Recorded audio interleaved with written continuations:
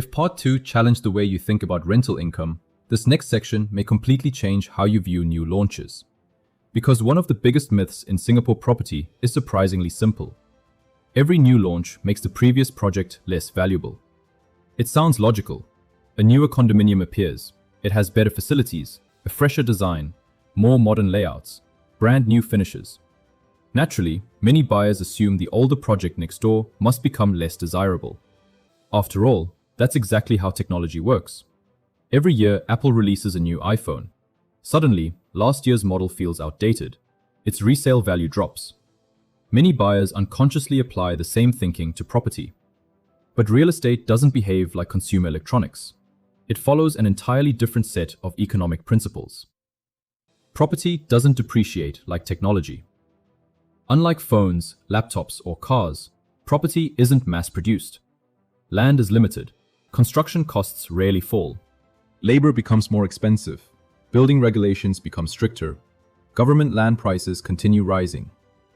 Every new condominium starts with a higher cost base than the previous one. Developers don't launch higher prices because they simply want bigger profits. Often, they have no choice. Their land costs are higher, construction costs are higher, financing costs are higher, compliance costs are higher. As replacement costs increase, so does the pricing benchmark for the surrounding neighborhood. And that's where something remarkable happens: the price umbrella effect. Imagine buying a condominium for $1,700 per square foot. 2 years later, another nearby project launches. But because land prices have risen significantly, the developer must sell at $2,100 per square foot, simply to achieve a reasonable margin. Immediately, the market receives a new benchmark. Buyers begin comparing projects. One project costs $2,100 per square foot. Another similar project beside it costs $1,900 per square foot. Which appears more attractive? Ironically, yesterday's expensive condominium suddenly looks like today's bargain. The newer launch hasn't reduced its value. It has validated it. Economists sometimes describe this as establishing a new pricing ceiling. I prefer calling it something much simpler: the price umbrella. The newest project raises the umbrella. Everything underneath it rises together. Real case studies. This pattern has repeated itself across multiple developments.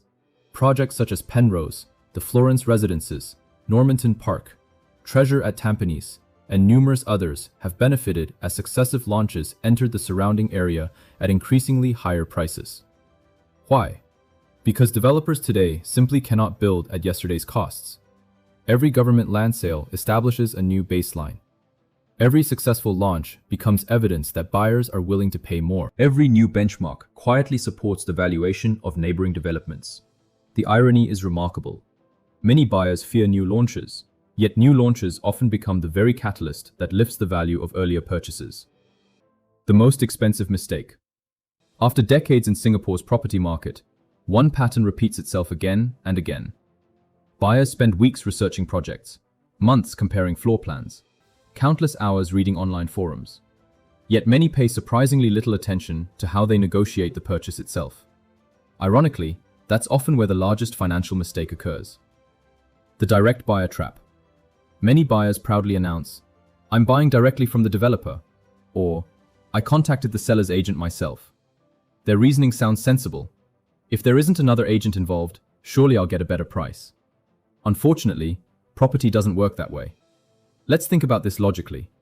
Who does the seller's salesperson represent? The seller, not the buyer. Their legal responsibility is to achieve the highest possible price for their client, not the lowest possible price for you. Expecting the seller's representative to negotiate aggressively against their own client is like expecting the opposing lawyer in court to fight your case. It simply isn't how representation works. Negotiation isn't about talking, it's about information. Professional negotiators rarely rely on charisma, they rely on data. They understand historical caveats, previous launch phases, developer break-even costs, comparable transactions, unsold inventory, future competing launches, market absorption rates. These pieces of information dramatically influence negotiating power. Most buyers don't have access to this level of analysis. Consequently, they often focus on saving a small commission, while unknowingly overpaying tens of thousands of dollars on the purchase price itself. Stepping over dollars to save pennies rarely creates wealth. The bigger lesson: whether you choose resale or new launch is actually the wrong question. The better question is this: what am I trying to achieve?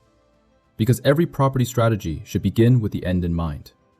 If your priority is stability, if you're buying a forever home, if immediate occupancy matters, if rental income provides peace of mind, a resale condominium may be exactly the right decision. There is absolutely nothing wrong with that. But if your objective is maximizing long-term capital growth, building equity faster, positioning yourself for future upgrading, leveraging appreciation through carefully selected launches, then your strategy may look very different. The important thing isn't which option is universally better. It's choosing the one that aligns with your financial destination. The question few buyers ask. When most Singaporeans view property, they ask, which project should I buy? Very few ask, what role should this property play in my overall wealth strategy? Those are entirely different questions. One focuses on products, the other focuses on outcomes. Professional investors almost always begin with outcomes. The property simply becomes the vehicle. Final thoughts. The greatest optical illusion in Singapore's property market isn't about resale versus new launch. It's believing that purchase price tells the whole story. It doesn't. True investment performance depends on what happens after you collect the keys. It depends on cash flow, opportunity cost, financing structure, renovation expenditure, maintenance inflation, liquidity, replacement costs, capital appreciation, timing, exit strategy. When you evaluate all these factors together, something remarkable happens. The illusion disappears. Just like the famous vase. You begin seeing what was always there. Not because the market changed, because your perspective did. And once you understand the underlying mathematics, it becomes very difficult to return to evaluating property based purely on headlines, emotions, or dinner table opinions. Successful property investors don't simply buy good properties. They buy properties that fit a clearly defined financial strategy. That difference may determine whether your next purchase merely preserves wealth or becomes the foundation for creating it. Your move. Singapore's property market has become increasingly sophisticated. The strategies that worked 10 years ago may not deliver the same results over the next decade. Before making your next property decision, ask yourself, am I preserving wealth or trying to create it? Have I calculated my true net return after every ownership cost? Does this purchase support my long-term financial goals? Am I buying based on evidence or simply following conventional wisdom? The right property is rarely the one everyone else is talking about. It's the one that best aligns with your wealth-building strategy. Your next step. If you're considering your next move, whether it's a resale condominium, a new launch, upgrading from your HDB, or restructuring your property portfolio, I'd be happy to have a conversation.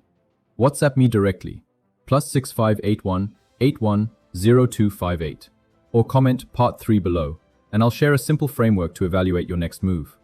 Sometimes, a single shift in perspective can change the trajectory of your financial future. This is Strategy over Hype.